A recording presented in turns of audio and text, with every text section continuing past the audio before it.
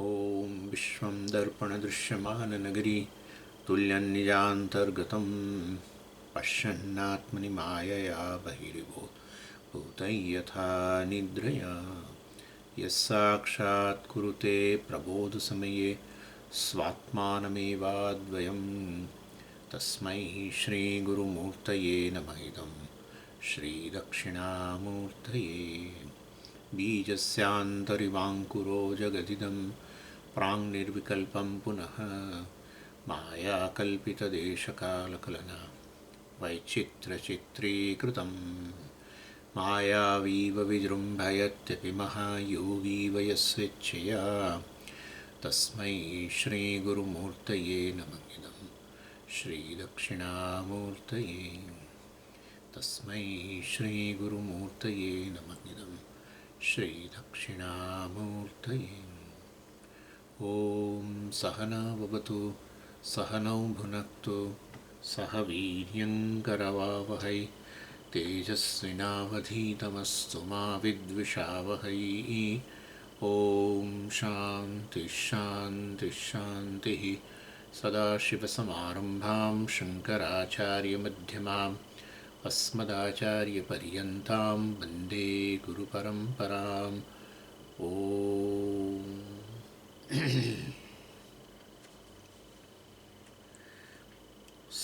सात्मो अनुवाक। असद्वा इदमग्र आसीत् ततो वै सदजायत तदात्मानग्गः स्वयमकुरुत तस्मात्तत्सुकृतमुच्यत इति यद्वै तत्सुकृतं रसो वै सः रसगह्येवायं लब्ध्वानन्दी भवति को ह्येवान्यात् कः प्राण्याद् यदेष आकाश आनन्दो न स्यात् येष ह्येवानन्दयाति यदा ह्येवैष एतस्मिन् दृश्येनात्मे निरुक्ते निलयने भयं प्रतिष्ठां विन्दते अथ सोऽभयं गतो भवति यदा ह्येवैष एतस्मिन्नुदरमन्तरं कुरुते अथ तस्य भयं भवति तत्त्वेव भयं विदुषो मन्वानस्य तदप्येष श्लोको भवति। એટલે આ બધા મંત્રોની અંદર છઠ્ઠા અનુવાકના પણ છેલ્લા મંત્રો અને અહીંયા બધા મંત્રોની અંદર પરમાત્માનું અસ્તિત્વ સિદ્ધ કરે છે. આ પ્રશ્ન છે જગતની અંદર પરમાત્મા છે કે નહીં.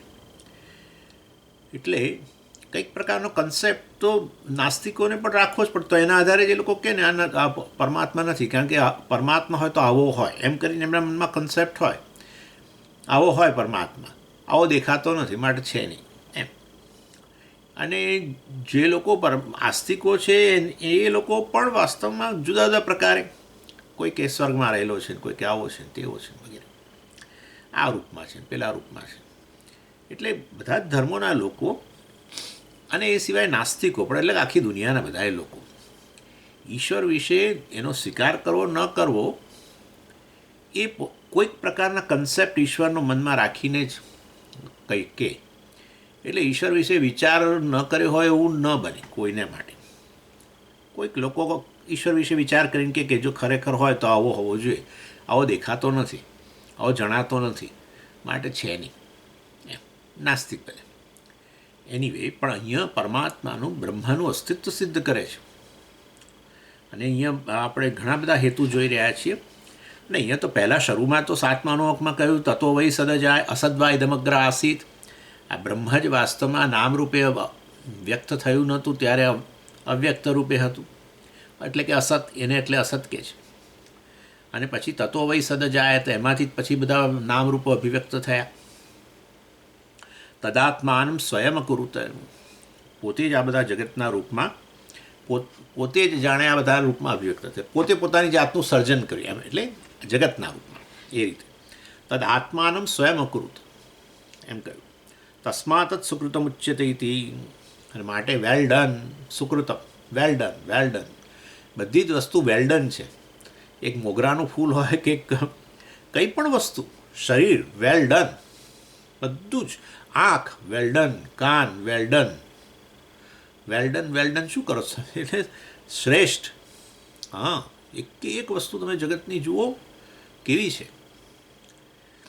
ના સમજી, કશું એવું નથી. અંદર ઉતરે છે આ લોકો ત્યારે ખબર પડે છે કે બધું કેટલું છે અંદર. હજુ એક વસ્તુનો તાગ મળતો નથી. ડીએનએ ને આ બધું જે છે આપણા પેલા કોષોની અંદર ડીએનએ, એ તો બધા એની અંદર તો હજારો વર્ષોની હિસ્ટ્રી રહેલી છે. એ લોકો કહે છે કે ડીએનએની અંદર જે બધું પડ્યું છે એને જો બધું સમજો કોઈ પ્રિન્ટર સાથે જોડીને પ્રિન્ટ કરીએ અંદરની માહિતી બધી, ડીએનએની અંદર રહેલી માહિતી, તો કહે છે કે મોટાના મોટા કેટલા બધા વોલ્યુમો ભરાય એવું છે. વિચાર કરો તમે. એટલે તો આના આધારે તો એ ડીએનએ વગેરેના આધારે તો જો પેલો બાળક હોય પિતા જેવો દેખાય કે મા જેવો દેખાય કે જે પણ, અને એ ડીએનએના આધારે જ વાસ્તવમાં પુરુષના ડીએનએ કે મતલબ કે મનુષ્યના ડીએનએ હોય તો પછી મનુષ્ય શરીર પ્રાપ્ત થાય. એટલે બધું કેવી વસ્તુઓ છે આ બધા. એટલે આપણે તો કશું મારું ઝાઝો વિચાર ન કરીએ એટલે આપણને કંઈ એમ કંઈ બહુ લાગે નહીં કશું.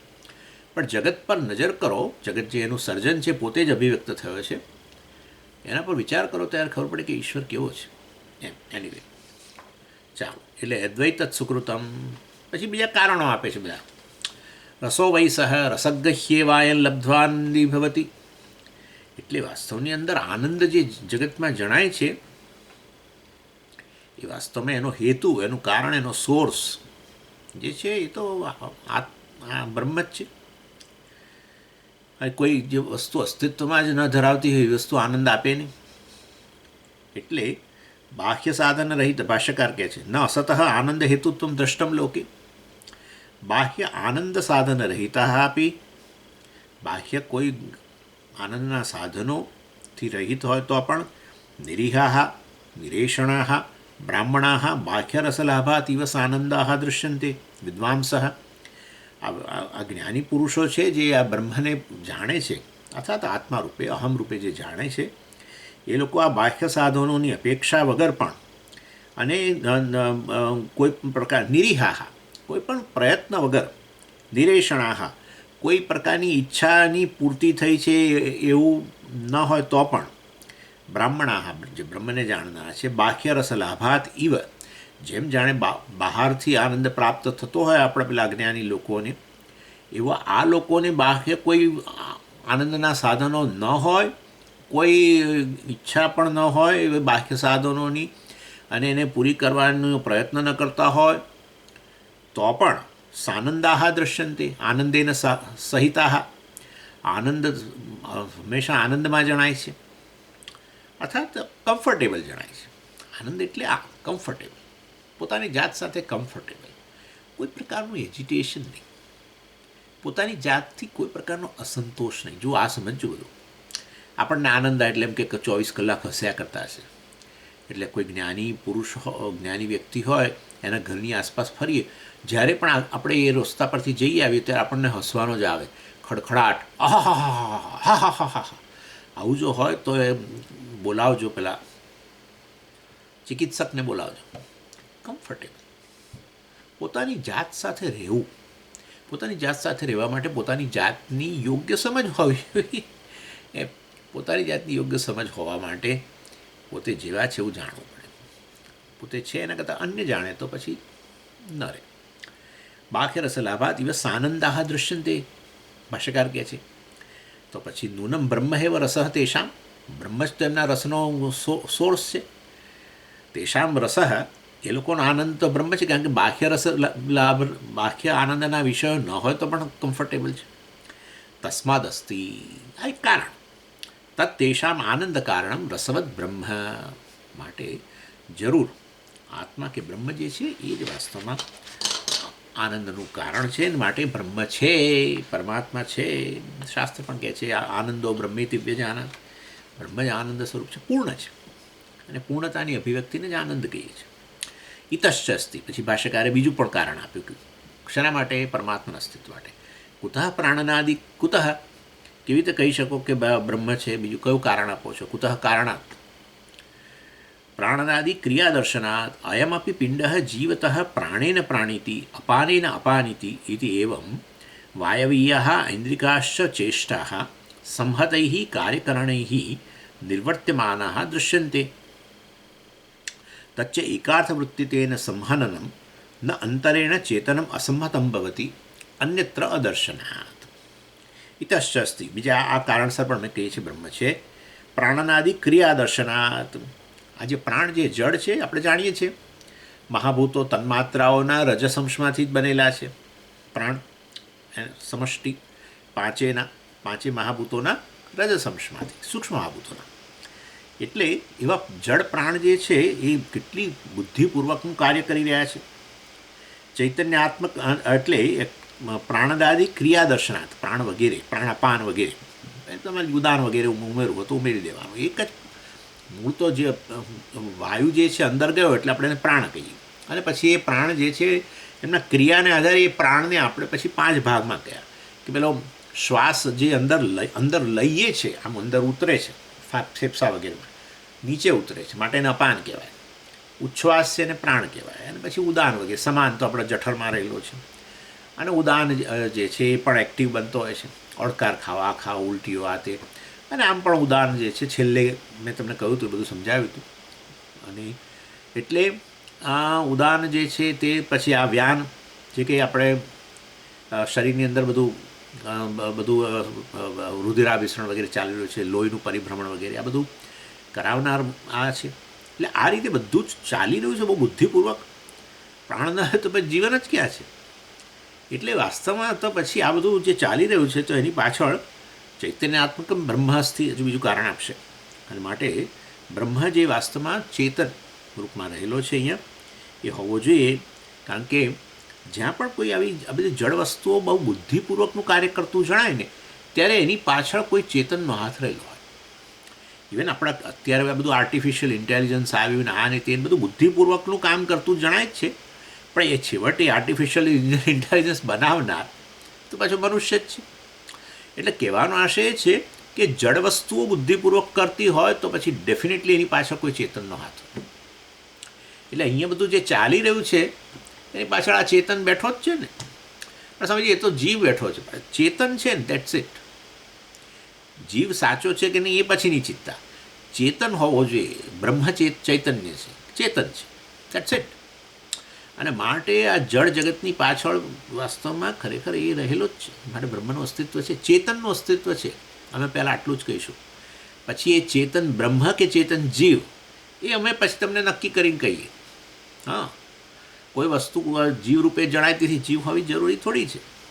જેવી વસ્તુનો જેવો અનુભવ થાય એવી એ હોવી જ જોઈએ. એવો તો કોઈ નિયમ છે જ નહીં જગતની અંદર. વિજ્ઞાને તો કડડભૂસ કરી દીધું છે બધું.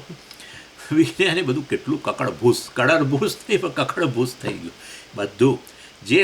જે વસ્તુનો જેવો અનુભવ થાય છે એવી છે નહીં. That's it. આવું સિદ્ધ કરનાર આપણે જે કહીએ એના કરતાં વિજ્ઞાન ઘણું વધારે કહે છે. એનીવે, એટલે જીવના રૂપમાં જણાય. સમજી, હું તો મારા જાતનો જીવના રૂપમાં અનુભવ કરું છું અને તમે તો બ્રહ્મની વાતો કરો છો, બરાબર છે. પણ તમે જીવના રૂપમાં અનુભવ કરો છો તેથી તમે જીવ છો એ નક્કી કરવાનું કામ અમને સોંપો, આટલું બસ. એટલે ખરેખર જીવ પણ આપણે અહંકાર વગેરે જોઈએ જ છે, બધું ઘણી જગ્યાએ જોયું, નૈષ્કર્મ સિદ્ધિમાન બધે જોઈએ જ છે. જીવનું ખરેખર અસ્તિત્વ નથી. જીવ એ તો આ બ્રહ્મ ઉપલબ્ધ બન્યું છે અહીંયા અને અજ્ઞાનને કારણે જીવના રૂપમાં જણાય છે, બસ એટલી વાત છે. એટલે ઇન શોર્ટ બ્રહ્મનું અસ્તિત્વ છે. હજુ બધા ઘણા કારણો આપશે. એટલે આ કાર્યકરણ જે સંઘાત જે છે એની અંદર જે એ તો જડ છે, તો આપણે જાણીએ છીએ મહાભૂતોમાંથી બનેલો છે, એ નક્કી છે. મહાભૂતોમાંથી બનેલી વસ્તુની એના પર અસર પણ થાય છે. બોલો, પ્રાણ પર અસર થાય, તમે ખાઓ ને એની અસર પ્રાણ પર થાય, બહારના વાતાવરણની અસર પ્રાણ પર થાય, બધું થાય. બહારના વાતાવરણ ચાલો અહીંયા કોઈ ના સમજીએ, અહીંયા બધું જુદું છે, સારું, જુદા જ પ્રકારનું હોય તો પછી બહારની અંદરની વસ્તુ જુદી જુદી પ્રકારની હોય, જુદી જુદી સત્તાની હોય તો બહારની વસ્તુની અસર ન થવી જોઈએ. પણ બહારની વસ્તુ, ભૌતિક વસ્તુની અસર થાય છે તરત જ. બહાર પેલા પરાગરજ ઉડતી હોય તો પરાગરજ લઈએ અંદર ને આપણા પ્રાણ શ્વાસ લેવામાં તકલીફ પડવા માંડે છે લોકો બિચારાઓ. અને પછી એને પાછી દૂર કરવા માટે બીજી ભૌતિક વસ્તુ લઈએ, દવા લઈએ, ગોળી, તો ગોળીથી પાછું એ સારું એ થઈ જાય, પાછું બધું પ્રાણ અપાન બરાબર ચાલવા માંડે. ઇન શોર્ટ બધું, એટલે કહેવાનો આશય બહારના જગતની અસર થઈ જ રહી છે આપણા પર, પ્રાણ પર, બધા પર. ઇન શોર્ટ આ બધું ભૌતિક છે, જડ છે. બહાર જગત જડ છે કે નહીં? જડ જ છે, તો બધા કહેશે જ. બહાર જગત જડ છે એવું ને એની અસર એના પર થઈ રહી છે, આ શરીર મન બુદ્ધિ બધા પર થઈ રહી છે. સાયકાટ્રીમાં કરે જ છે, મેં તમને કહ્યું ને, તમારા મનની જુદી જુદી મનની અવસ્થા બદલવા માટે પણ દવાઓ છે હવે તો. એટલે વાસ્તવની અંદર આ પ્રકારે જડ વસ્તુ જો હોય, અહીંયા બધું જડ જ હોય, પણ અત્યારે ચેતન જણાય છે, ચેતન છે ડેફિનેટલી. એટલે જો ચેતન જણાતું હોય તો પછી ખરેખર ચેતનનું અસ્તિત્વ હોવું જોઈએ. જડ વસ્તુ ચેતન જણાતી હોય તો ચેતનથી વ્યાપ્ત થયેલી છે, અને એ રીતે પણ બ્રહ્મનું અસ્તિત્વ સિદ્ધ થાય છે. અપી વળી અયમ જીવતઃ પિંડ, વળી આ જે જીવતઃ પિંડ એટલે આ જે શરીર જે જીવંત છે, એટલે કે આ જીવ પ્રાણેન વાયુના પ્રાણીતિ અપાનેન અપાનિતિ, એ પ્રાણ એટલે કે એ ઉચ્છ્વાસ લે છે, શ્વાસ લે છે. એવં વાયવીયા એટલે વાયુ સંબંધા ચેષ્ટા, વાયવીયા એટલે પ્રાણ અપાનને લગતી બધી ચેષ્ટાઓ જે છે, આ શ્વાસ ઉચ્છ્વાસને બીજું બધું એ. અને બીજી વસ્તુ શું છે, વાયવીયા ઐન્દ્રિકાશ છે, હા, ઇન્દ્રિયોને લગતી સંબંધ બધા, એટલે આ દર્શન છે, શ્રવણ છે, આ બધું પણ ચાલી રહ્યું છે. આ બધી જ વસ્તુઓ પાછળ ચેતન હોવો જ જોઈએ. ચેતન વગર વસ્તુનો અનુભવ જ ન થાય. અને માટે વાસ્તવની અંદર આ જે શરીર જે છે, શરીર મન બુદ્ધિ વગેરે કાર્યકરણ સંઘાત જેને કહેવામાં આવે, એ વાસ્તવની અંદર આ રીતે બધું જે પ્રવૃત્તિ અહીંયા ચેષ્ટાઓ ચાલી રહી છે, એ એક શું વસ્તુ સિદ્ધ કરે છે. એટલે જો કાર્યકરણ સંઘાત મેં કહ્યું, કાર્ય એટલે આપણું સ્થૂળ શરીર, અને કરણ એટલે ઇન્દ્રિયો અને મન. ઇન્દ્રિયો એટલે દશેય ઇન્દ્રિયો અને મન, આ બધું જે છે એને પ્રાણ પણ ગણવાનું ટૂંકણી અંદર. એટલે આ બધું જે કાર્ય કરી રહ્યું છે એ વાસ્તવની અંદર વ્યવસ્થિત બુદ્ધિપૂર્વકનું કાર્ય કરી રહ્યું છે, તો એની પાછળ એક ચેતન જરૂર રહેલું છે. બહુ ઓર્ડરલી ફંક્શન ચાલે છે બધું. ઓર્ડરલી એટલે નિયમપૂર્વક, એમ નિયમપૂર્વક બધું કાર્ય ચાલી રહ્યું છે.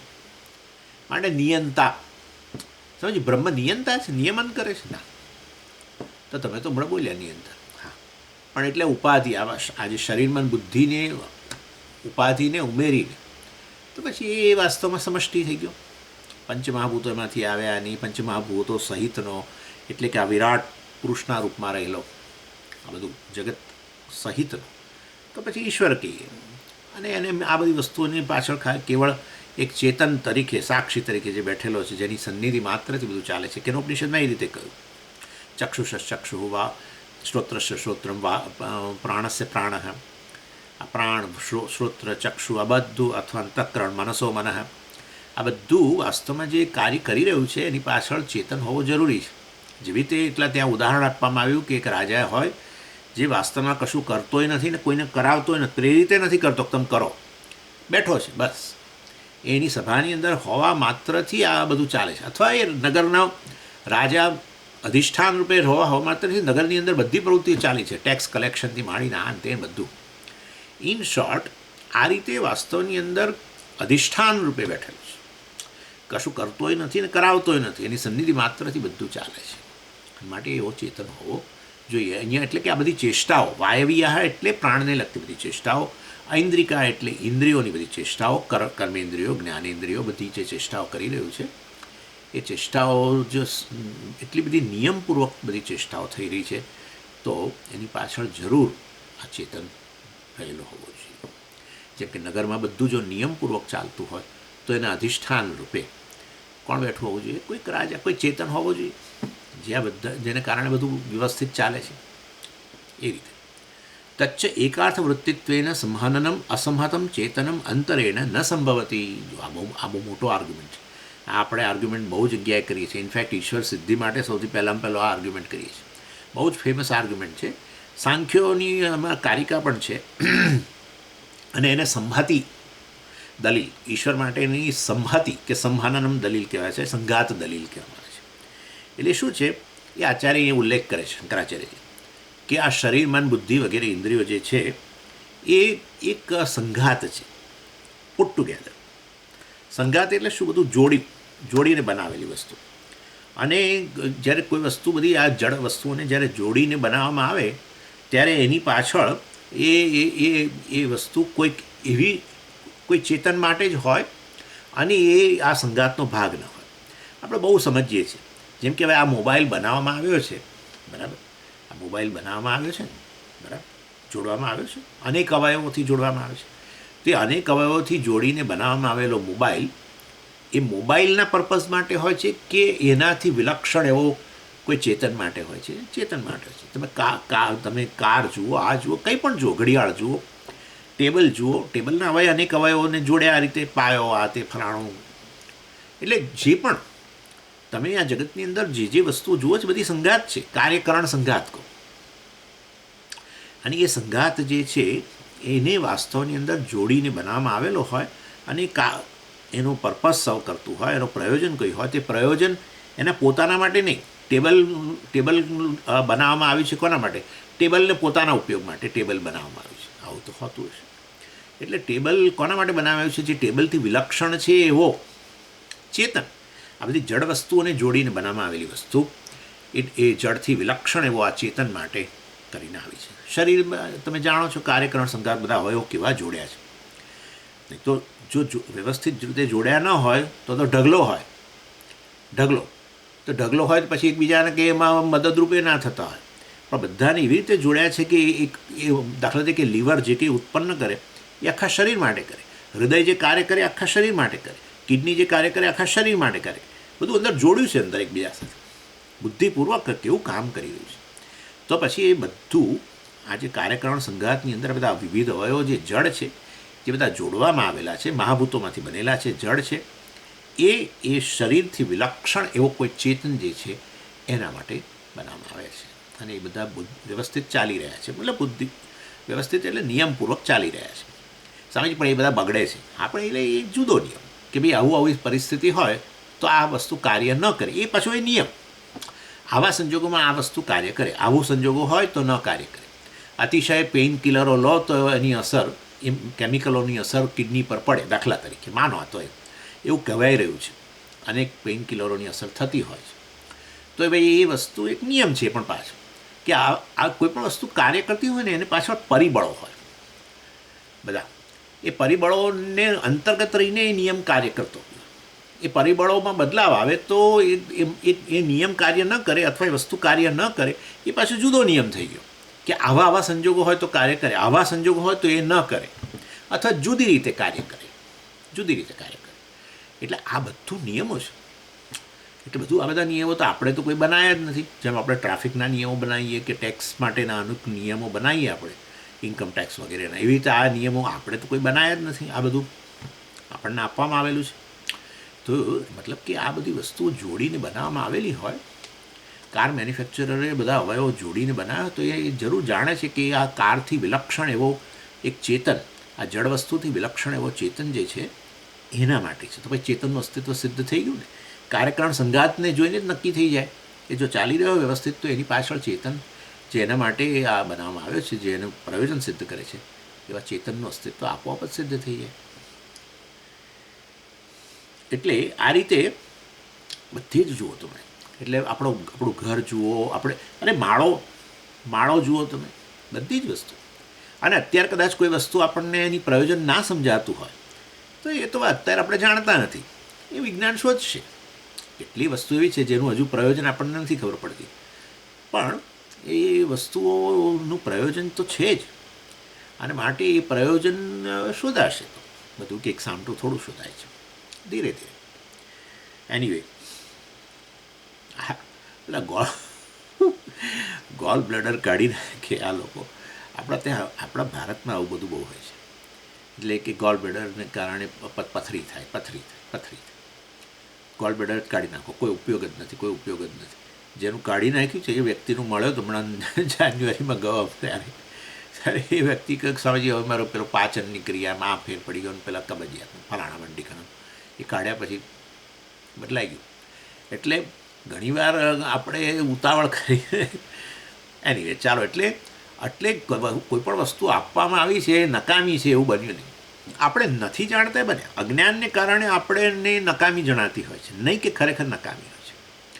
આપણે વસ્તુનું પ્રયોજન ન જાણતું આપણે ઘરમાંથી ઘણીવાર વસ્તુઓ કાઢી નાખીએ, નકામી છે. પછી કોઈ કહે કે આ તો આવો ઉપયોગ હોય છે, અરે પણ એ તો કાઢી નાખ્યો અમે તો. એટલે એના જેવી વસ્તુ છે. એટલે એ વસ્તુનું પ્રયોજન અને એ હંમેશા પ્રયોજન કોના માટે હોય? ચેતન માટે હોય. That's it.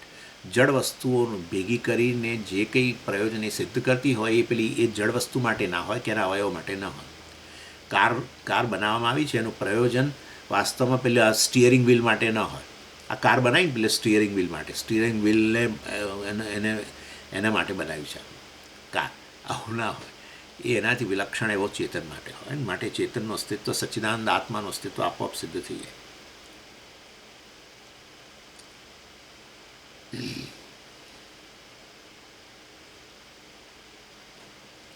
એટલે આ શરીરની અંદર આ શરીરનું પણ એ રીતે પ્રયોજન છે. બધા જળ અવયવો જે ભેગા કરીને બનાવ્યા છે તો એનું પણ પ્રયોજન એ પેલો સચ્ચિદાનંદ આત્મા જે ઉપલબ્ધ છે જીવના રૂપમાં એ જ એના પ્રયોજન માટે છે. અને એ વિદાય લે છે જીવના રૂપ. જે જીવ વિદાય લે તો પછી આ વસ્તુઓ બધી પડી રહે છે. કોઈ વસ્તુ કોઈ એનું કાર્ય સિદ્ધ કરતી નથી. બરાબર છે? શરીરના કામ કરી. અને એકાર્થ વૃત્તિત્વેન સંહનનમ એ ટીકાકાર આ રીતે સમજાવે છે. કાર્યકારણાનામ એકસ્ય ચેતનસ્ય અર્થમ પ્રયોજનમ પ્રતિ સાધનત્વેન મેલનમ મેળાપ. એ બધાને આ બધા શરીર, મન, બુદ્ધિ, ઇન્દ્રિયો, બધા પ્રાણ, આ બધાને જ્યારે મેળાપ, એ બધાને જોડીને બનાવવામાં આવ્યા ત્યારે એકસ્ય ચેતનસ્ય અર્થમ પ્રયોજન.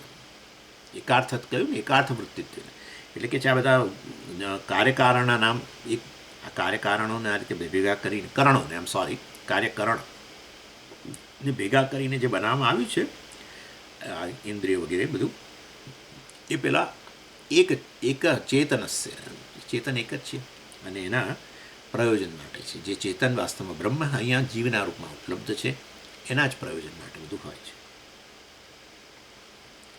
અને માટે કોઈ પણ આવો સંઘાત જે છે શુદ્ધ સિદ્ધ કરે છે, આપોઆપ જ ચેતનનું અસ્તિત્વ સિદ્ધ કરે છે. એના વગર આવો સંઘાત જ ન બને. દાખલા તરીકે કોઈ મનુષ્ય કે કોઈ હોય જ નહીં તો કાર જ ક્યાં બનવાની હતી? બરાબર છે? એટલે માળો નામની વસ્તુ ત્યારે જ બને કે જ્યારે પેલું પક્ષી હોય તો ચેતન. એટલે પક્ષી જ ન હોય ને માળા બનવા માંડે એવું ના બને.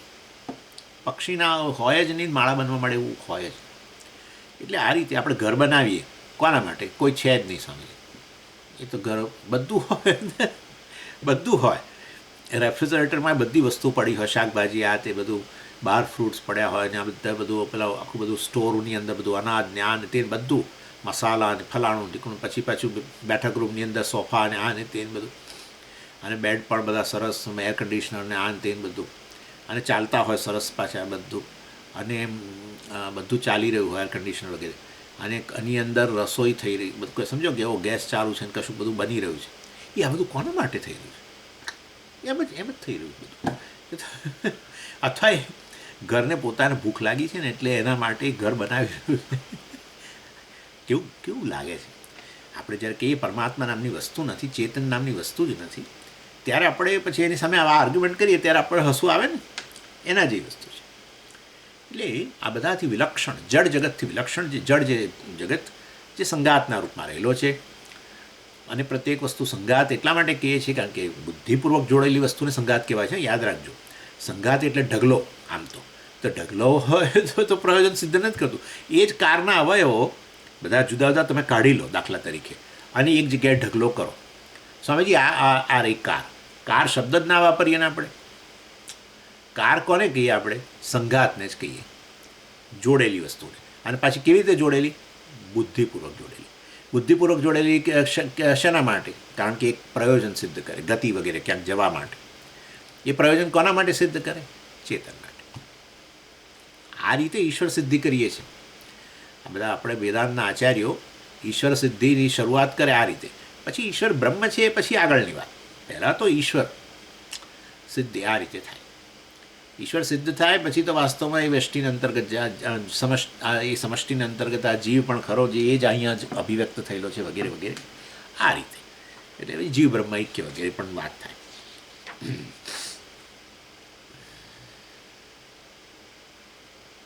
એટલે ચેતનની હાજરી વગર આ જોડાણ જ શક્ય ન બને એમ.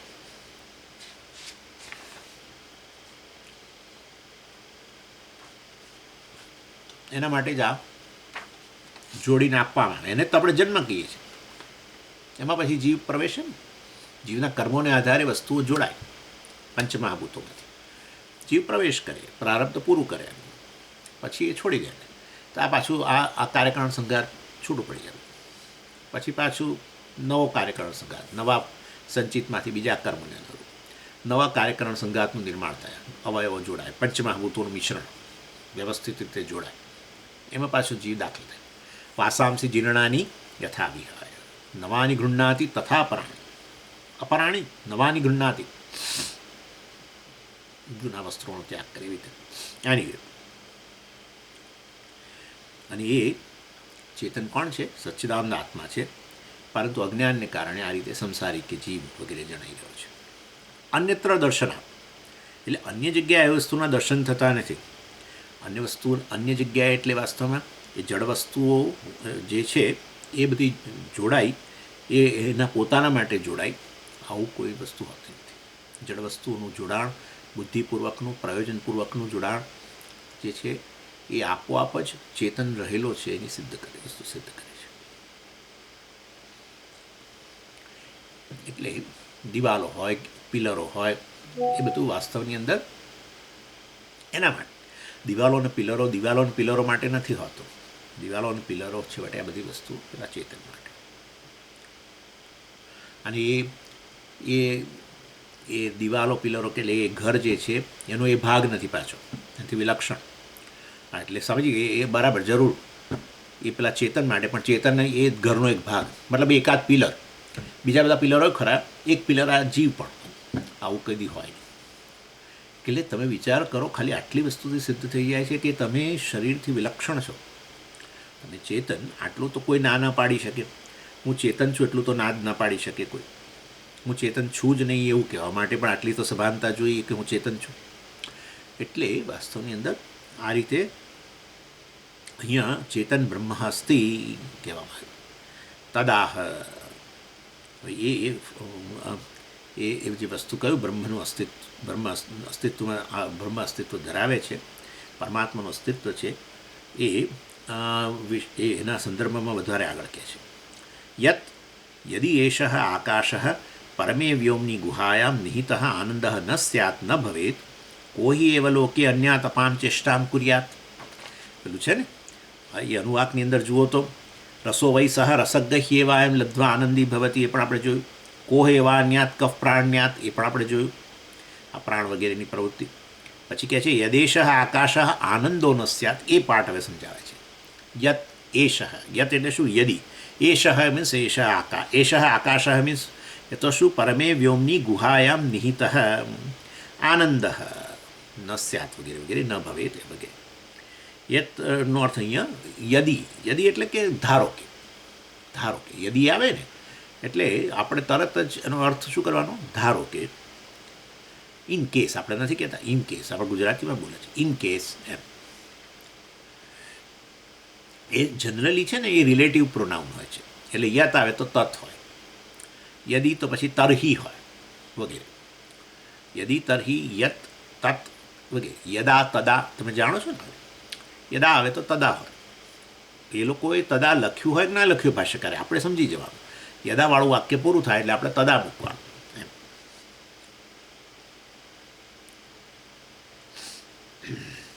યદિ એષ આકાશ આનંદ ન સ્યાત ન ભવેત, જો આત્મા જે આનંદ સ્વરૂપ છે જો જે ન હોય, કહ અન્યાત, તો કોણ આ બધા કોણ આ શ્વાસ ઉચ્છ્વાસ લેશે? એ આકાશ એટલે અહીંયા આપણે આ જ ચિદાનંદ કે બ્રહ્માત્મા કહો. આ સમંતાત કાશતે ઇતિ આકાશ. જો અહીંયા આકાશનો અર્થ આ આકાશ નહીં સમજીએ. આકાશ ન હોય તો કોણ શ્વાસ લેશે? એટલે આકાશનો અર્થ છે આ સમંતાત કાશતે પ્રકાશતે, જે સ્વયં પ્રકાશિત છે, જેનાથી સમગ્ર જગત પ્રકાશિત છે. માટે આ સમંતાત કાશતે, કંઈ પણ વસ્તુ અત્યારે તમારા જ્ઞાનનો વિષય છે તો તરત જ કહી દો કે હા એની પાછળ ચૈતન્ય રહેલું જ છે, ચૈતન્યથી વ્યાપ્ત છે, માટે તો એનું જ્ઞાન થાય છે. એટલે આકાશ હોય, વાયુ હોય, અગ્નિ હોય, જળ હોય, પૃથ્વી હોય, કે પછી બહારના અને આકાશમાં રહેલી બધી બ્રહ્માંડમાં રહેલી કરોડો વસ્તુઓ છે બધી, એ બધી જ વસ્તુ જેનું તમને જ્ઞાન થાય છે, મતલબ કે ત્યાં ચૈતન્યથી વ્યાપ્ત છે જ. અને એ રીતે ચૈતન્ય જ પ્રકાશી રહ્યું છે, સ્વયં પ્રકાશ. જગત તો એના પ્રકાશમાં પ્રકાશે છે. તમેવ ભાંતમ અનુભાતિ સર્વમ, એના પ્રકાશમાં પ્રકાશે છે, અર્થાત એના કારણે એ બધી વસ્તુ જ્ઞાનનો વિષય બને છે. એટલે એને આકાશ કહે છે આત્માને. અને આના માટે આકાશ શબ્દ આવ્યો ને, એટલે ભાષ્યકાર એને સમજાવવા માટે પાછું બીજું શું કહે છે, પરમે વ્યોમની ગુહાયામ નિહિત, જે વાસ્તવમાં એ આકાશ ક્યાં ઉપલબ્ધ છે, આત્મા ક્યાં ઉપલબ્ધ છે, તો પરમે વ્યોમની આવી ગયું છે ને આગળ, સત્યમ જ્ઞાનમ અનંતમ બ્રહ્મ યો વેદ નિહિતમ ગુહાયામ પરમે વ્યોમન. વ્યોમન એટલે વ્યોમની સપ્તમી વિભક્તિ. એ કહે છે કે આ હૃદયરૂપી ગુફા જે છે એની અંદર જે અવકાશ છે એમાં ઉપલબ્ધ છે, મતલબ અર્થાત આપણે કહીએ છીએ ને અંતઃકરણમાં અભિવ્યક્ત થયો, એ આ અંતઃકરણમાં અભિવ્યક્ત થયો. અંતઃકરણનું સ્થાન ઘણીવાર હૃદય ગણવામાં આવે છે. હૃદયની અંદર અંગૂઠા જેટલો અવકાશ છે ત્યાં અંતઃકરણનું સ્થાન છે, ત્યાં અભિવ્યક્ત થયો. જ્યાં અંતઃકરણ ત્યાં અભિવ્યક્ત થાય એમ. એટલે આ રીતે બુદ્ધિનું સ્થાન અહીંયા બતાવે આપણું આ બ્રેઇન, અને મનનું સ્થાન અંતઃકરણનું સ્થાન અહીં બતાવે. પણ સમય બધું એ તો છેવટે એક જ અંતઃકરણ કહેવાય, જ્યાં હોય ત્યાં. ઇન શોર્ટ કહેવાનો આશય એવો છે કે અંતઃકરણની અંદર અહીંયા જેને હૃદયાકાશ કહેવામાં આવે છે, દહરાકાશ પણ કહેવામાં આવે છે, છાંદોગ્યમાં દહરાકાશ કહ્યું. એ દહરાકાશનું ધ્યાન કરો, અર્થાત દહરાકાશમાં જે અભિવ્યક્ત બન્યું છે. અને એ રીતે એ આકાશ જે આનંદ સ્વરૂપ, મતલબ આકાશ એટલે જે આત્મા આનંદ સ્વરૂપ છે, આનંદ કહ્યું ને, યદેશ આકાશ આનંદો ન સ્યાત, એ આત્મા જે આનંદ સ્વરૂપ છે એ અહીંયા આકાશે એટલે પરમે વ્યોમની ગુહાએમ. એટલે અહીંયા ભાષ્યકારે સપ્તવિભક્તિ લઈ લીધી, આકાશ છે પરંતુ આકાશે, કારણ કે આકાશ સમજાયું કેવી રીતે, પરમે વ્યોમની ગુહાયામ નિહિત, જ્યાં હૃદયરૂપી ગુફાની અંદર રહેલો છે એવો. એટલે ભાષ્યકારે અહીંયા આકાશનો આકાશે એવો અર્થ કર્યો. અને આ બધી વસ્તુ આપણે બ્રહ્મસૂત્રમાં જોઈ ગયા હતા. આકાશસ્થલ લિંગાત નામનું બ્રહ્મસૂત્રમાં 1122 નામનું સૂત્ર હતું, ત્યાં આકાશ શબ્દનો અર્થ આત્મા થાય, આ એવી વસ્તુ એ ચર્ચા બધી ત્યાં આપણે કરી હતી. કારણ કે આકાશ શબ્દ આવે છે આનંદની સાથે, આકાશ આનંદ, એટલે સમાન વિભક્તિમાં રહેલું છે, માટે વાસ્તવની અંદર બંને એક જ વસ્તુનો નિર્દેશ કર્યો છે, સામાનાધિકરણ્યમ છે. તો સામાનાધિકરણ્યમ હોય તો પછી આકાશ અને આનંદ એક જ વસ્તુનો નિર્દેશ કરતું હોય તો પછી આકાશનો અર્થ આ આકાશ ભૂતાકાશ તો હોય જ નહીં. ભૂતાકાશ આનંદ સ્વરૂપ ક્યાં છે, એ તો આત્મા આનંદ સ્વરૂપ છે ને, માટે આકાશનો અર્થ આત્મા કરવો જોઈએ. આમ કરીને આપણે બધી ચર્ચાઓ ત્યાં કરેલી. એનીવે, એટલે એવો આનંદ આત્મા ન હોય, કહી એવ લોકે અન્યાત અપામ ચેષ્ટામ કુર્યાત. તો પછી આ વસ્તુ અત્યારે બધી આ જે બુદ્ધિપૂર્વકની ચેષ્ટાઓ બધી ચાલી રહી છે, શ્વાસ ઉચ્છ્વાસ ને બધું, એ બધું વાસ્તવની અંદર કેવી રીતે ચાલત. એટલે બધું ગણી લેવાનું, ખાલી શ્વાસ ઉચ્છ્વાસ નહીં, બધું મેં કહ્યું ને રુધિરાભિસરણ ને આ નથી, બધું બહુ જ જબરજસ્ત ચાલે છે. હજુ મોટાભાગની વસ્તુઓ તો સમજાઈ જ નથી કે બધું કઈ રીતે ચાલે છે અંદર. એનીવે, પણ બહુ બુદ્ધિપૂર્વક ચાલે છે એટલું નિશ્ચિત છે. તો પછી એ જો ન હોત, આત્મા જે અહીંયા અભિવ્યક્ત બનેલો છે આકાશ હૃદય ગુફાની અંદર જે અભિવ્યક્ત થયેલો છે, હૃદય એટલે હૃદય, હા, પછી હું આ હૃદયની વાત કરું છું, આપણું આ સ્થૂળ હૃદય, એમાં અવકાશ છે અંગૂઠા જેટલું, એમાં અભિવ્યક્ત બન્યો છે. આ રીતે એના ધ્યાન માટે આવું રીતે કહેવામાં આવે. સમજ, ત્યાં રહેલો છે, ત્યાં અભિવ્યક્ત થયો છે, સમજો, અભિવ્યક્ત થયેલો છે. જેમ કે આ આખું આવું આકાશ જે સર્વવ્યાપી છે એ પેલા ઘડાની અંદર અભિવ્યક્ત બન્યું છે, એટલે પછી નવું નામ આપે ઘટાકાશ. એવી રીતે અહીંયા હૃદયરૂપી ગુફામાં અભિવ્યક્ત બન્યું, અને અજ્ઞાનને કારણે પછી પોતાને અંતઃકરણ જેટલો માનવા લાગ્યું વગેરે વગેરે, અને કારણે એ મર્યાદિત જણાય છે વગેરે વગેરે.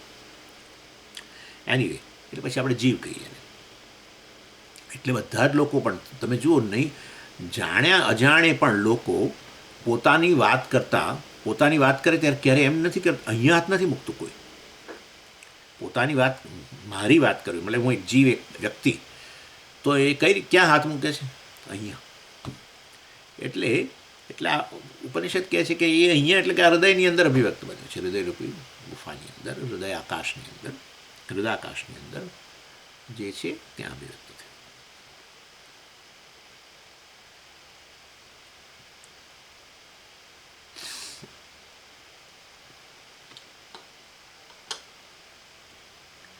એટલે આનંદ આત્મા વગર કોઈ પ્રવૃત્તિ સંભવ ન બને. પ્રવૃત્તિ જણાઈ રહી છે તો પછી આત્મા છે જે આનંદ સ્વરૂપ છે, બ્રહ્મ છે. કફ પ્રાણ્યાત, પછી આગળ છે ને કોહેવાન્યાત કફ પ્રાણ્યાત. કફ પ્રાણ એટલે અન્યાત આવી ગયો. અન્યાત એટલે અપાન ચેષ્ટા. અપાન મેં તમને કહ્યું ને, શ્વાસ લેવો. એ શ્વાસ લેવો જે સિદ્ધ કરે છે કે ચેતન છે. એ શ્વાસ લેવા માત્રથી શ્વાસ જ મોટું પ્રયોજન છે. અને એના પછી બીજું બધું, એકવાર વાયુ અંદર ગયો, પ્રાણ બન્યો, અને પછી બધી એમાંથી બીજી પ્રવૃત્તિ શરૂ થાય. અને પછી ઉચ્છ્વાસ પણ આવે, એ પણ પ્રવૃત્તિનો ભાગ, એને આપણે પ્રાણ કહીએ. કફ પ્રાણ્યાત પ્રાણદમ વા કુર્યાત તસ્માદસ્તિ તદ બ્રહ્મ યદર્થા કાર્યકરણ પ્રાણનાદિ ચેષ્ટા. એટલે કફ પ્રાણ્યાત, કોણ આ ઉચ્છ્વાસ રૂપે બહાર કાઢશે જો આ ન હોય તો, બ્રહ્મ ન હોય તો. તસ્માદ અસ્તિ તદ બ્રહ્મ, માટે બ્રહ્મ છે. યદ અર્થા કાર્યકરણ પ્રાણનાદિ ચેષ્ટા. એ બ્રહ્મ જે અહીંયા જીવના રૂપમાં ઉપલબ્ધ છે, ચેતન અહીંયા બેઠેલો છે, એના જ પર્પઝ માટે, એના જ પ્રયોજન માટે આ બધા શરીર, મન, બુદ્ધિ, પ્રાણ વગેરે બધા પોતાનું કાર્ય કરે છે.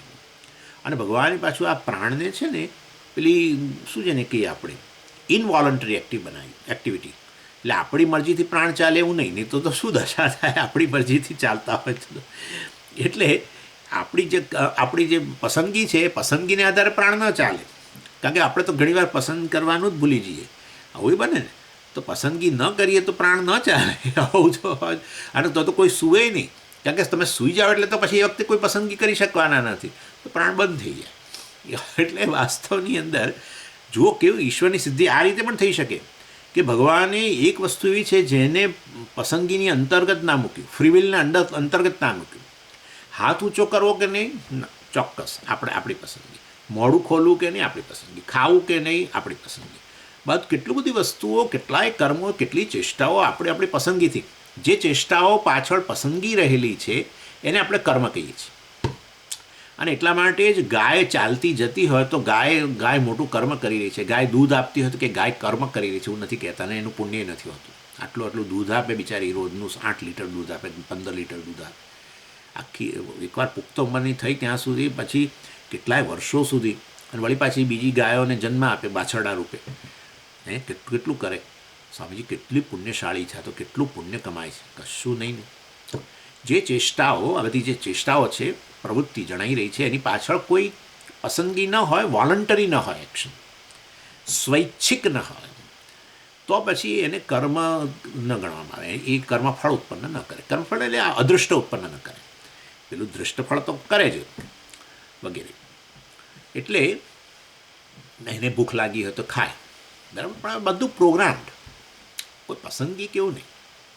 આપણે વસ્તુ આપણી પસંદગી થોડી ઘણી પ્રોગ્રામ, થોડું ઘણું ખરું, પણ પસંદગી ખરી. શું ખાવું, શું નહીં, અત્યારે નહીં ખાવું, કેવી રીતે ખાવું, ઊભા રહીને ખાવું, બેસીને ખાવું, ચમચીથી ખાવું, ડીશમાં ખાવું કે સીધું પેલું વાસણ હોય એમાંથી જ કેટલાક લોકો તો સીધું જ આમ ખાવાનું શરૂ કરે.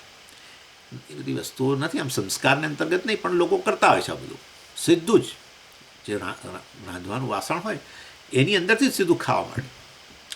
જનરલી ના પાડે છે શાસ્ત્રમાં કે રાંધવાના વાસણની અંદર કોઈ દિવસ ખવાય નહીં, પણ લોકો કરતા હોય જાતનું બધું. પણ આ બધી પસંદગી થઈ ને, એક જ કર્મ વિચારો તમે, એ ખાવાની ક્રિયા છે કર્મ, એની પાસે કેટલી પસંદગી. માટે જરૂર એને કર્મ જ કહેવું જોઈએ. એનું દ્રષ્ટફળ ભૂખ નિવૃત્તિ વગેરે થાય. અને કદાચ આપણે કોઈ જે વસ્તુ ન ખાવાની હોય ને ખાઈએ પસંદગીને કરીને, એનું કંઈક પાપ વગેરે હોય તો, અદૃષ્ટ હોય તો પણ ઉત્પન્ન થાય. અને જે પ્રસાદ લેવાનો હોય લેવા. એટલે શ્રાદ્ધની અંદર, આ ખાલી જાણ માટે, શ્રાદ્ધની અંદર એવું હોય છે જે આપણે તો અહીંયા તો હવે ઠીક છે શ્રાદ્ધ, પણ જે દક્ષિણ ભારતના લોકો હોય છે ને એ બધું આ શ્રાદ્ધ વગેરે માટે બહુ જ પર્ટિક્યુલર હોય. શ્રાદ્ધ કર્મ કરવા માટે અમેરિકાથી ઇન્ડિયા જાય, એ જે તે મહિનામાં શ્રાદ્ધ આવતું હોય પિતૃઓનું, મતલબ પિતા માતા કે, તો ત્યાં જાય. પેલા પ્રિસ્ટને બોલાવ્યા અને પૂજા કરવા. બપોરે 12 વાગ્યા પછી પૂજા શરૂ થાય. એ પહેલાં ભૂખ્યા રહેવાનું, ચા વગેરે લેવાય પણ, અને પછી 2-3 કલાક ચાલે પૂજા. પછી એ દિવસે અમુક સ્પેશિયલ વસ્તુ જ બને. એ વસ્તુઓ બીજા કોઈ બહારના લોકોને ના ખવડાવે પાછી. એ બે સ્પેશિયલ વસ્તુ ખાલી એ શ્રાદ્ધના દિવસે જ બને, શ્રાદ્ધ કર્મ કરતા હોય ત્યારે. અને એ પહેલાં બ્રાહ્મણોને જ જમાડવાનું, જે આવ્યા હોય પૂજા કરતા, પછી તમારે જમવા. બોલો. એટલે આ રીતે હવે આનું પુણ્ય મળે. પણ એ દિવસે ત્યાં હવે ચાલો ને, હવે આજે તમે બનાવશો નહીં, તમારે પણ બેસવાનું હોય છે ને પૂજામાં. દાખલા કે પતિ પત્નીને કે તમારે મારી સાથે પૂજામાં બેસવાનું છે ને, તમારે ભૂખ્યા રહેવાનું છે ને, તો પછી આપણે એવું કરીએ, બહારથી જ પિઝા મંગાવી લઈએ અને એ ખાઈએ. તો પછી આ આપણી પસંદગીને આધારે આવું ખાધું એ દિવસે, પછી એનું પાપ વગેરે હોય તો પણ ઉત્પન્ન થાય. એટલે શાસ્ત્રે કહ્યું હોય કે આ વસ્તુઓનો જ ઉપયોગ કરવો, મતલબ કે ઘરમાં બનાવેલું ભોજન હાથે જે પણ, અને અમુક પ્રકારનું એનો જ ઉપયોગ કરવો, એનાથી બહારનું હોય તો નહીં. ના પાડે ને છતાં આપણે કરીએ તો પછી પાપ. નિષિદ્ધ કર્મનું આચરણ પાપ ઉત્પન્ન કરે. વિધિ કર્મ જે હોય, જે વિહિત કર્મ હોય, કહ્યું કે આ કરો અને એ પ્રમાણે કરીએ તો પુણ્ય ઉત્પન્ન થાય. એટલે સમજો, કહેવાનો આશય આપણી પસંદગીને આધારે બધું કરીએ છીએ, માટે એ બધા કર્મનું દ્રષ્ટ અદૃષ્ટ ફળ. જ્યારે આ બધા બીજા પ્રાણીઓ વગેરે જે છે એ લોકોની ચેષ્ટા કહેવાય ને, એનું દ્રષ્ટફળ હોય જ નેચરલી. એ લોકો ખાય જે તે ઘાસ વગેરે ગાય, તો એની ભૂખ નિવૃત્તિ થાય જ વગેરે. એટલે એ દ્રષ્ટફળ તો હોય, અદૃષ્ટની ઉત્પત્તિ એ આ મનુષ્ય માટે. એટલે આપણે કહીએ છીએ પુણ્યપાપ બધું મનુષ્ય યોનિમાં, એવું એટલા માટે. એટલે કહેવાનો આશય એ છે કે આ રીતે વોલન્ટરી એક્ટિવિટી ભગવાને નથી બનાવી, એટલું બહુ સારું છે. ઇનવોલન્ટરી, મરજી વગર ચાલે પ્રાણ, બસ. એટલે આ બતાવે છે ને, બુદ્ધિપૂર્વક આ બધું જોડ્યું અને એમાં હાથ હલાવા, આ કરવું, બોલવું, ફલાણું કરવું, ઢીકણું. એટલે આ બધું જોવું ના જોવું, સાંભળવું ના સાંભળવું, બધે ભગવાને પસંદગી મૂકી. પણ અને પસંદગીમાં ન રાખ્યું, નહીં તો ભૂલી જાય, જોવાનું ભૂલી જાય, સાંભળવાનું ભૂલી જાય, બોલવાનું ભૂલી જાય, એવી રીતે શ્વાસ ઉચ્છ્વાસ પણ ભૂલી જાય તો શું થાય, વિચારો તમે. એટલે સિદ્ધ કરે છે કે કેવું ગોઠવ્યું છે બધું ભગવાન કાર્યક્રમ સંગાત.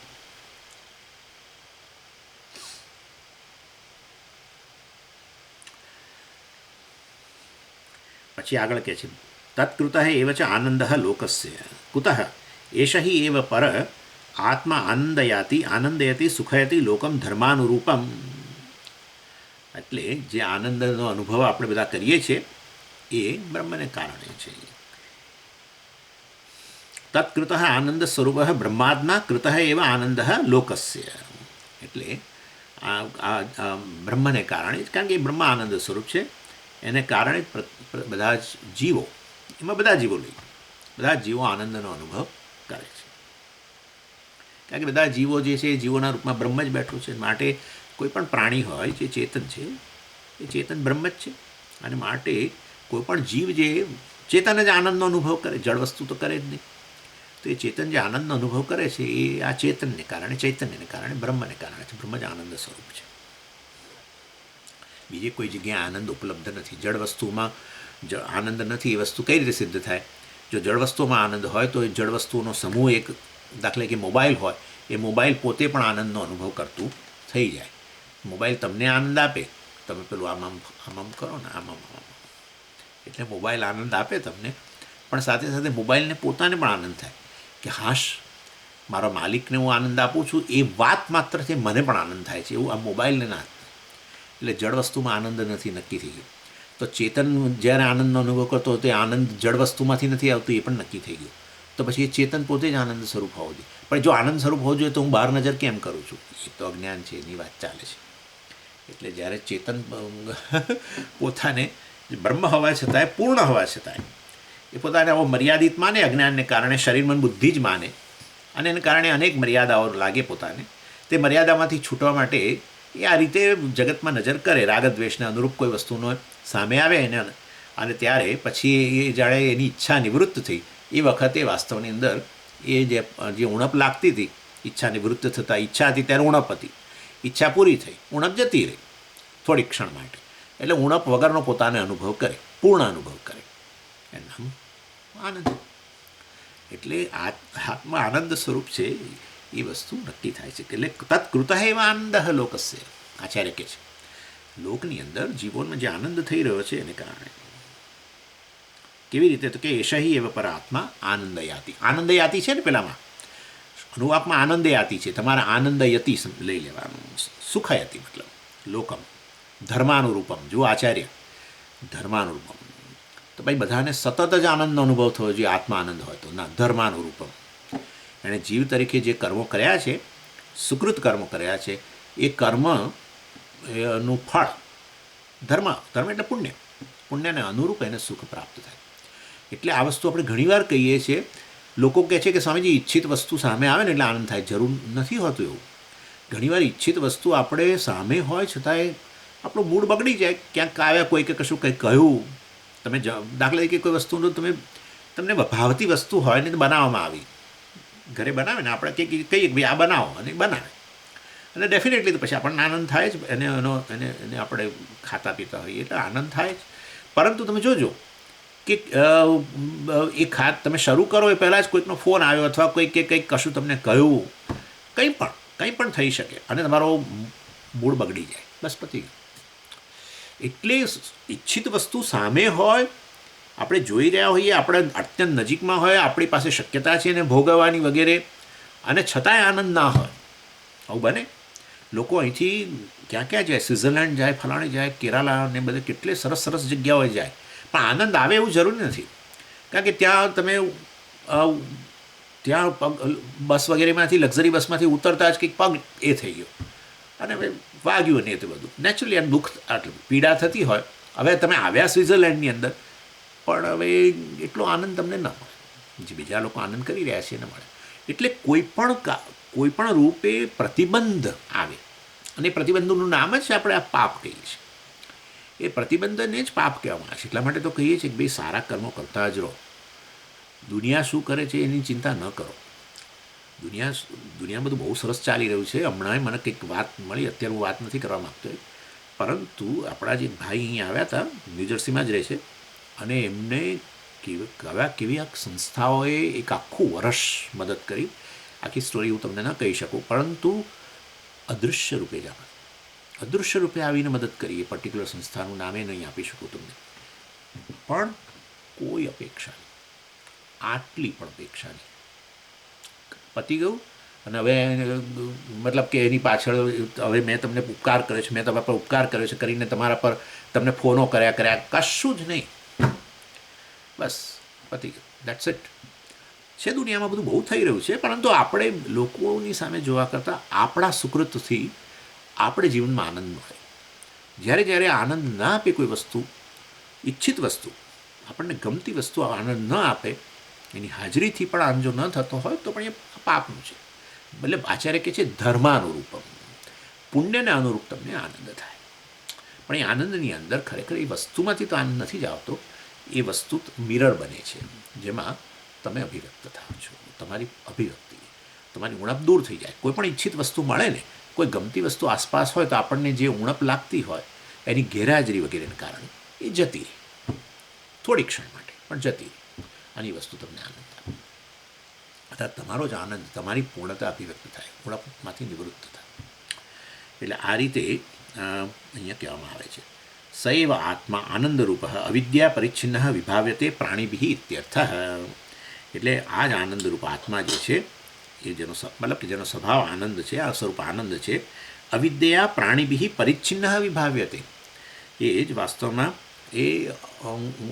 એ પરિચ્છિન્ન આનંદના રૂપમાં આપણે લેતા હોઈએ છીએ. અવિદ્યા અર્થાત જે આનંદ પ્રતિબંધ સહિતનો, જેમ કે પ્રિય મોદ પ્રમોદ, મેં તમને કહ્યું હતું, પ્રિય વૃત્તિ, આનંદ આવ્યો પણ થોડો, મોદ એના કરતાં થોડો વધારે, પ્રમોદ એકદમ હર્ષ, આવું થાય છે ને. તો એ આપણે આનંદરૂપ હોઈએ તો પછી એમાં આવી ડિગ્રી કેમ આવે છે સ્વામીજી? આપણે એમાં ડિગ્રી કેમ આવે છે? એટલે આપણે સમજાવીએ કે ભાઈ અગ્નિ હોય, અગ્નિ ઉષ્ણતા આપતી હોય, પરંતુ દાખલા તરીકે તમે દૂર બેઠા હો તો ઓછી તમને પછી એની ઉષ્ણતા લાગે. તમે ઠંડી હોય ને પણ દૂર થોડા બેઠા હો, અથવા બીજું કંઈક કશું કવર કરીને બેઠા હો તો સીધી ઉષ્ણતા ન લાગે. એટલે નજીક બેઠા હો અને ખુલ્લા હો, કોઈ બીજી પ્રકારનો અવરોધ ન હોય તમારી અને અગ્નિ વચ્ચે, તો તમને એની ઉષ્ણતાનો લાભ મળે છે. એટલે આ રીતે વાસ્તવની અંદર અવરોધોને કારણે ડિગ્રી નહીં કે આત્મા ક્યારેક થોડો ઓછો આનંદ હોય. પ્રિય, મેં તમને આ પ્રિયમોદ પ્રમોદ સમજાવ્યું હતું ને, અને એ પ્રિય એટલે દર્શનજમ સુખમ પ્રિયમ. કોઈ વસ્તુના જે ગમતી વસ્તુઓ તમે અહીંયા, જેમ કે આ બધા મોટા મોટા સ્ટોરોમાં તમે જાઓ અને તમને ગમતી કોઈ વસ્તુ હોય, તમે ક્યારના શોધતા પણ હોવ અને તમે જુઓ ત્યાં, ઓહ હવે આ મળતું થયું કે આવ્યું છે અહીંયા, વગેરે વગેરે, અને તમે દર્શનજમ સુખમ, એના દર્શનથી ઉત્પન્ન થતું જમ, બરાબર, દર્શન જનિતમ એટલે એનાથી ઉત્પન્ન થતું સુખ પ્રિય છે. અને પછી એને સ્પર્શજમ સુખમ, અને પછી એને ખરીદવાની ઈચ્છા થાય એટલે તમે એને સ્પર્શ કરો અને ઉતારો, તમે લઈ જાઓ તો સુખ પેલું વધારે થયું. પહેલાં જોયું તો એના કરતાં વધારે સુખ થયું. અને ઘરે લઈ જઈને વસ્તુ તોડી, ખાવાની વસ્તુ હોય, બિસ્કીટ આ તે જે પણ, અને હવે તમે ભોગજમ સુખમ એને મોંમાં મૂક્યું, આ હા હા, હર્ષ થયો હે ને. એટલે ભોગજમ સુખમ પ્રમોદમ આવું કહેવામાં આવે. એટલે આ રીતે વાસ્તવની અંદર આપણા જ અંતઃકરણના, કારણ કે હજુ પેલી ઈચ્છાની પૂરેપૂરી નિવૃત્તિ નથી થઈ ને. દર્શન થયા ત્યારે જરૂર આનંદ થયો, પણ તમારી ઈચ્છા તો એને ભોગવવાની છે, પૂરી નથી થઈ. સ્પર્શજમ સુખમ, તમે લઈને જઈ રહ્યા છો પણ હજુ ભોગવ્યું નથી, એટલે ઈચ્છા પૂરેપૂરી નિવૃત્ત નથી થઈ, ઈચ્છા અવરોધરૂપ બને. અને પછી ભોગજમ સુખમ, ત્યારે તમે અને ઈચ્છાનો વિષય એક જ બની જાઓ. એટલે આ રીતે વાસ્તવની અંદર આ પ્રકારે જે ડિગ્રી જણાઈ રહી છે એ તો પેલા અવરોધ વગેરેને કારણે છે. એ પરિચ્છિન્ન આનંદ જણાઈ રહ્યો છે, અવર જવરવાળો આનંદ, વૃત્યાત્મક આનંદ, સુખવૃત્તિ વગેરેના રૂપમાં જણાઈ રહેલો છે. એ તો વાસ્તવમાં અવિદ્યાને કારણે છે. અને એ રીતે અવિદ્યા આનંદરૂપ આનંદમય ભવતી, અને એ રીતે આ અવિદ્યાને કારણે આનંદ સ્વરૂપ આત્મા આનંદમય બની જાય છે, પ્રિયમોદ પ્રમોદવાળો પરિચ્છિન્ન આનંદ બની જાય છે. અને આ રીતે આ વસ્તુનો આ બધા આર્ગ્યુમેન્ટથી શું સિદ્ધ કરવામાં આવ્યું કે બ્રહ્મનું અસ્તિત્વ છે, જે આનંદ સ્વરૂપ છે, જેના કારણે આ બધી પ્રવૃત્તિઓ, બધી ચેષ્ટાઓ થઈ રહી છે, બધી પ્રવૃત્તિઓ થઈ રહી છે. આ કાર્યકરણ સંઘાત જોડાયેલો છે, એ સિદ્ધ કરી રહ્યો છે પોતાનું પ્રયોજન, તો એનાથી વિલક્ષણ એવો ચેતન હોવો જોઈએ, વગેરે વગેરે. આ બધા અનેક આર્ગ્યુમેન્ટથી પરમાત્માનું અસ્તિત્વ સિદ્ધ કરવામાં આવ્યું. આગળ પછી જોઈશું. ઓમ પૂર્ણમદ પૂર્ણમિદમ પૂર્ણાત પૂર્ણમુદચ્યતે પૂર્ણસ્ય પૂર્ણમાદાય પૂર્ણમેવાવશિષ્યતે. ઓમ શાંતિ શાંતિ શાંતિ. હરિ ઓમ શ્રી ગુરુભ્યો નમઃ. હરિ ઓમ.